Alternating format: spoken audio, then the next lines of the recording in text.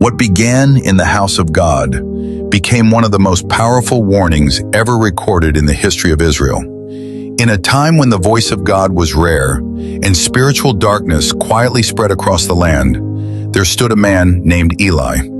Eli was the priest of Israel. For many years he served in the temple, guiding the people in worship and standing as a representative of God among them. But while Eli carried the title of priest, his household told a very different story.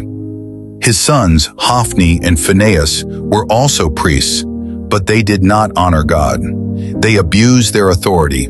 They took from the sacrifices what was not given to them. They treated holy offerings with disrespect and turned sacred responsibilities into personal gain. What was meant to be a place of reverence slowly became a place of corruption. The people saw it, they felt it, and many were troubled. But no one stopped it, not even Eli. He saw the actions of his sons. He heard the reports of their wrongdoing, and though he spoke words of warning, he never took action to remove them. And so their behavior continued, unchecked, unchallenged, unchanged, until one night, everything began to shift. In the quiet stillness of the temple, while the lamps flickered gently in the darkness, a young boy lay resting nearby. His name was Samuel. Samuel was not born into power.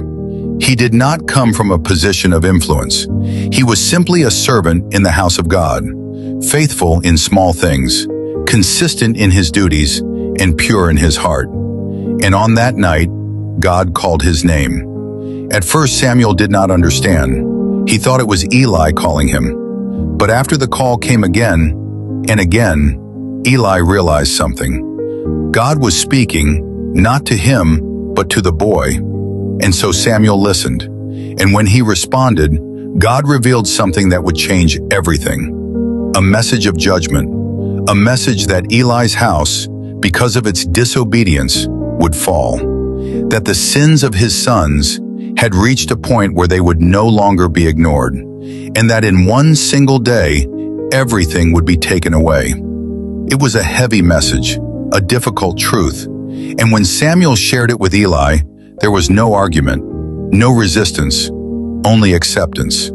Because deep down, Eli already knew. Time passed, and the day came when Israel went to war.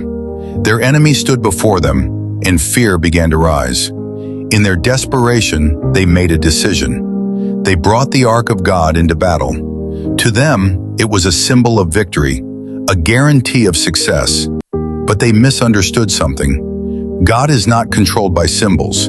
His presence is not a tool to be used for human advantage. And so when the battle began, everything went wrong. The army of Israel began to fall. Confusion spread. Fear took over, and defeat became unavoidable. The ark was captured. And just as God had spoken, both Hophni and Phinehas died on that same day.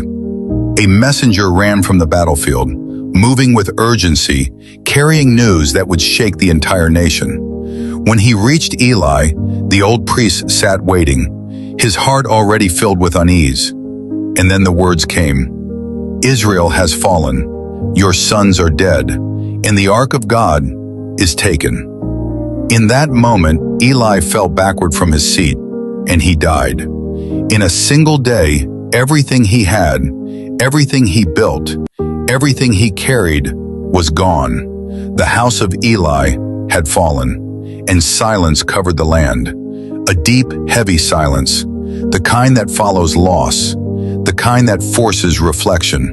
What once stood in honor had been removed. What once held authority had been brought low.